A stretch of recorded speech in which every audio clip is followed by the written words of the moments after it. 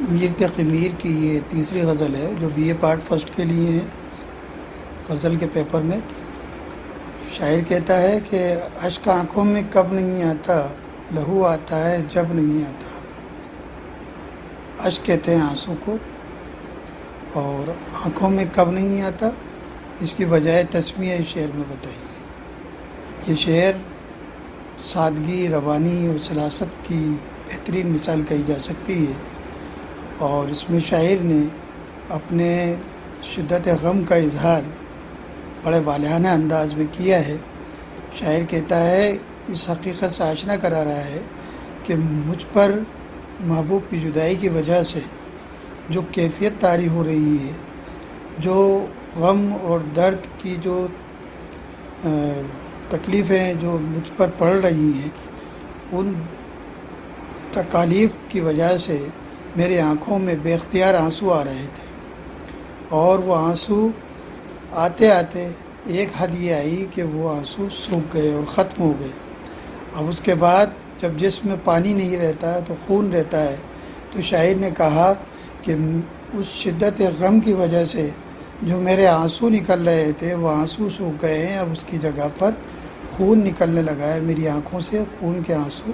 آنا شروع ہو گئے ہیں۔ تو یہاں شاعر کا مقصود یہ ہے کہ وہ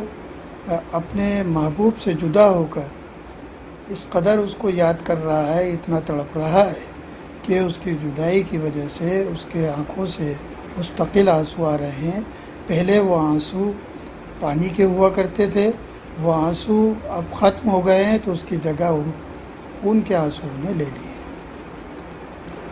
اگلا شعر ہے کہ ہوش جاتا نہیں رہا لیکن جب وہ آتا ہے تب نہیں آتا۔ دیکھیے اس میں ایک الگ کیفیت شاعر نے بیان کی ہے شعر میں، اور شاعر کہتا ہے کہ ہمارے محبوب بڑا حسین ہے، بہت جمیل ہے، بہت خوبصورت ہے، اور اس کی خوبصورتی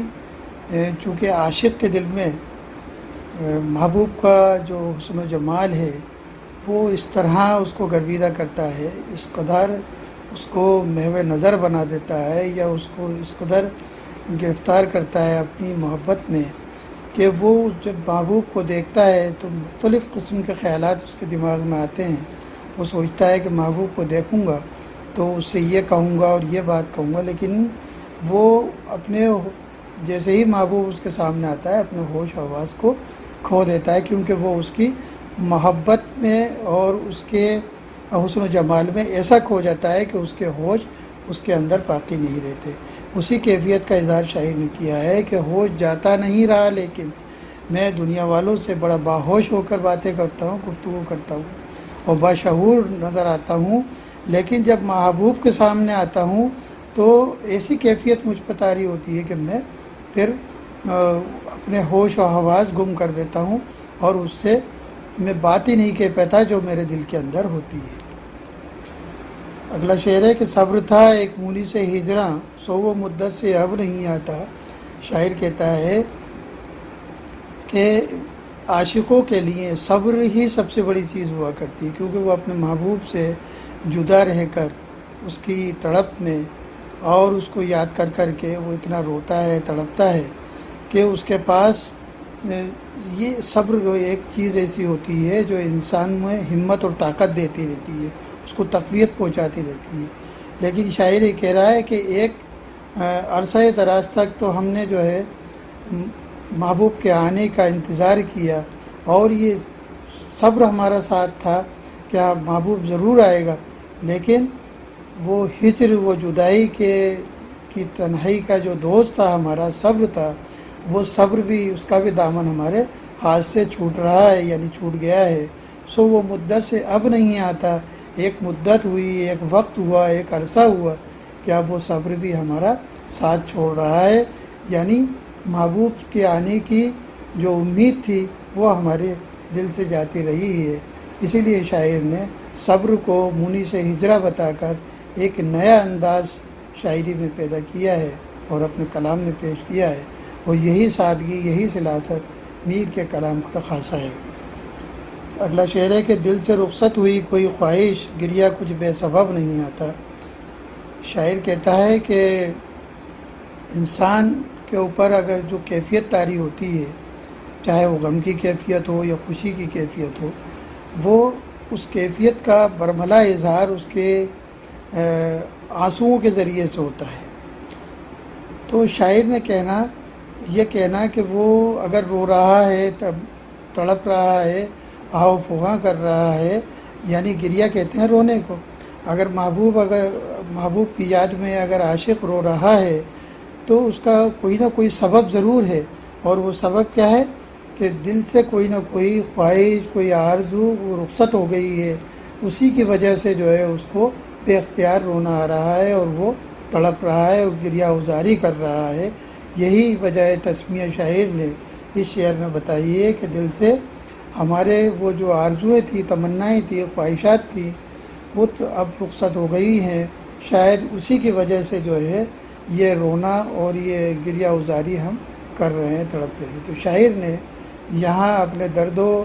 سوز و گداز کو، اپنے درد و غم کی کیفیت کا بہت خوبصورت اظہار کیا ہے اس شعر میں۔ اور اگلا شعر ہے جو مقطع ہے کہ دور بیٹھا غبار میر اس سے عشق بن یہ ادب نہیں آتا۔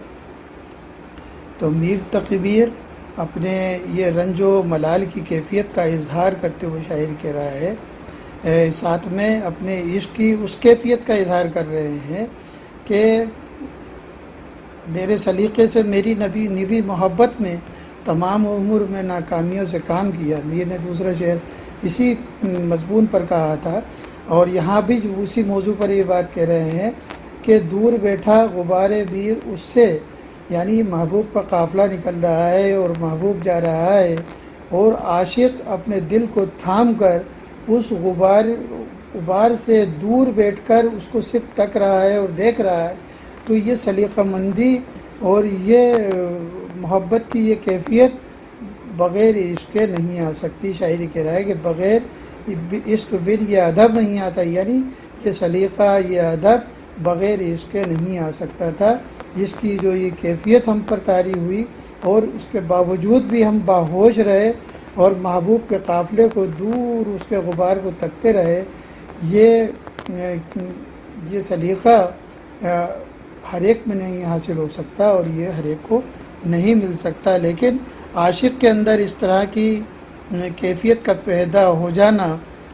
بڑا مشکل کام ہے، لیکن شاعر کہہ رہا ہے ہم میں یہ مادہ ہے، اسی لیے شاعر نے کہا کہ میرے سلیقے سے میری نبی محبت میں تمام عمر میں ناکامیوں سے کام لیا۔ یہ غزل مکمل ہوتی ہے، انشاءاللہ